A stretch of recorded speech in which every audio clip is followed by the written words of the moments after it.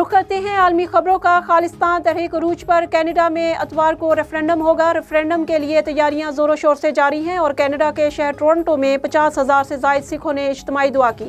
Toronto में सिख और Hindu community में तनाव शिद्दत इख्तियार कर गया है। मंदिर के दरवाजे पर नारा लिखने पर भारतीय हुकूमत की जानिब से शदीद एहतजाज किया गया है, जबकि सिख लीडर के पोस्टर फाड़ने पर भारतीय शख्स गिरफ्तार कर लिया गया।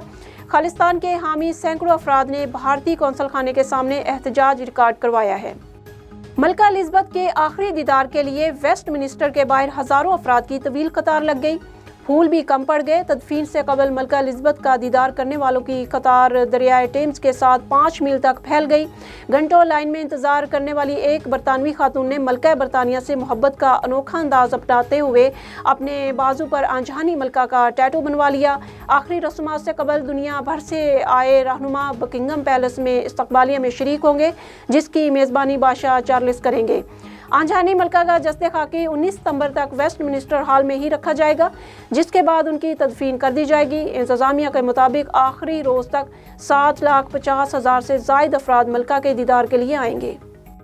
पोप फ्रांसिस ने दिफा के लिए यूक्रेन को असला फरोख्त की हमायत कर दी। पोप फ्रांसिस का कहना है कि यूक्रेन हथियार दिफा के लिए इस्तेमाल करे तो इसे फरोख्त में कोई हर्ज नहीं है। दिफा के लिए यूक्रेन को हथियार फरोख्त करना इखलाकी तौर पर दुरुस्त है। यूक्रेन को दिफा के लिए असला की फरोख्त सियासी फैसला होगा जो दुरुस्त तसव्वुर होगा।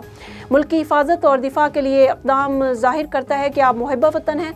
यूक्रेन रूस जंग के खात्मे के लिए मुज़ाकरात ही वाहिद हल हैं।